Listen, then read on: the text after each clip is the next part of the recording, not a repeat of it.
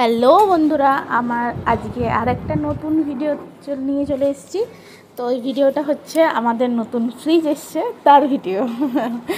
তো আমাদের অনেক দিন ধরে অপেক্ষা ছিল যে একটা ফ্রিজ নেওয়া হবে, যাই হোক নেওয়া হয়েছে। তো এটা কি স্যামসাংয়ের ফ্রিজ বটে। তো দেখো ফ্রিজটা নামাচ্ছে। আর এইটা এসছে আমাদের জন্মাষ্টমীর দিনকে। আমার আগের ভিডিওতে কিছু বলেইছি যেটা পুরো ভিডিওটা আসবে, তো চলে আসে, তোমরা লাস্ট তক দেখতে থাকো, ঠিক আছে।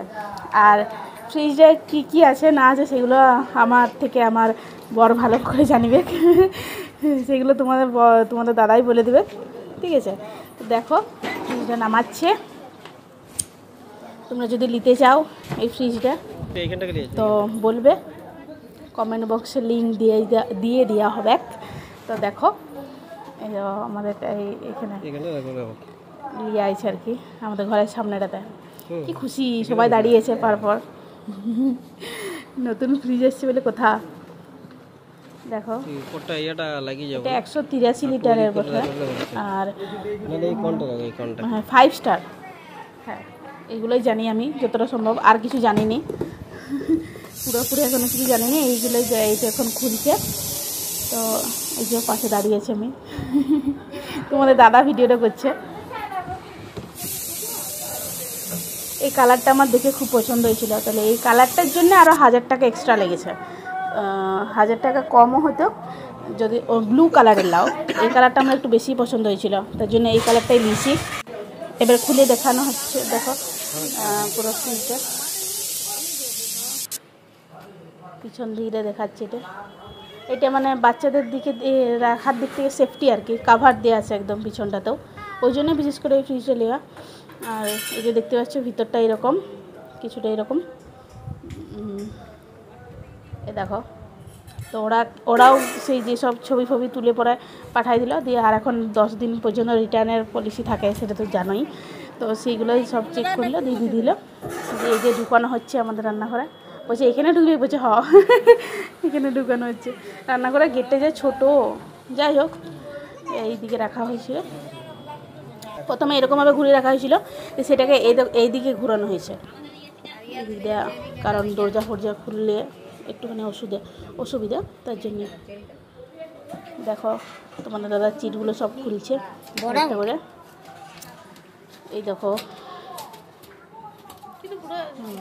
এটা নিচটাতে আলু আদা এইসব রাখতে পারো, আমি যেটা এখন রাখছি।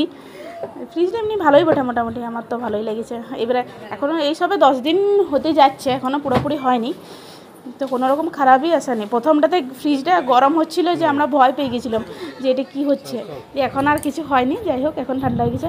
আর এই যে রাত্রিবেলায় এটা তখন আমি জন্মাষ্টমী একদিকে সব কিছু জোগাড় করছি, আর একদিকে তোমাদের দাদা করছে আর কি, ওই পূজা দিচ্ছে, ফ্রিজটাকে পূজা দিয়ে তারপরে অন করবে। 4 ঘন্টা বাদে চালাতে বলেছিল, তো ততক্ষণ পর্যন্ত ওইরকম রাখাই ছিল, চালানো হয়নি। তো তার আগে এই যে পুজো দিয়ে হচ্ছে, তারপরে চালানো হবে। তো তোমাদের দাদা পূজা করছে। এটা তো আমি আগের ভিডিওতেও বলেছি যে সব কিছু যেহেতু ভগবানের দেওয়া, তাহলে ভগবানের নাম করে শুরু করা উচিত।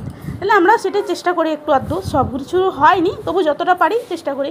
তো নতুন ফ্রিজ আইছে যেহেতু, আর ভগবানের একদম পুরো শ্রীকৃষ্ণের জন্মাষ্টমীর দিনকে আইছে, মানে বিশাল আমাদের কাছে অনেক বড় একটা দিন। তাহলে সেই জন্যেই এই যে ঠাকুরের করে পরে ঢুকানো হচ্ছে, মানে চালু করা হবে ফ্রিজটা। যাই হোক এই দেখো তোমার দাদা করছে পূজাটা, এই যে দেখতে থাকো পূজা হচ্ছে। এইদিকে আমি বলছি একদিকে যে 5টা ফোঁটা দাও নিচটাতে, দিয়ে তোমার দাদা দিচ্ছে সব কিছু।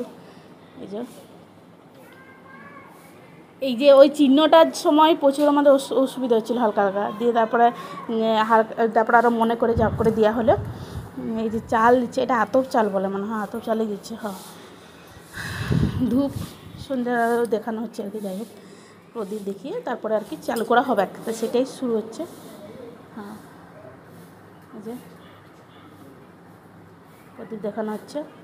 তোমার দাদা সেদিনে তিলক পড়েছিল, মানে জন্মাষ্টমীর দিন ছিল তো, তার জন্যেই এই যে ফুল দিয়ে করা হচ্ছে, একদম পূজা করা হচ্ছে। এই যে এই সিঁদুরটা এত আছে না, এখন আমি ফ্রিজটা খুলতে গেলে আমার কতবার যে জামাতে লেগেছে বলার লয়। সিঁদুরটা পরে মুছে দেওয়া উচিত ছিল, আমাদের আর মোছা হয়নি, ওরকমই আছে। এই দেখো পূজা করছে, তারপরে এবারে ফ্রিজটা চালু করা হবে। ঠাকুরের নামলেই শুরু হয়েছিল, হলো শুরু, এখনও পর্যন্ত চালুই আছে।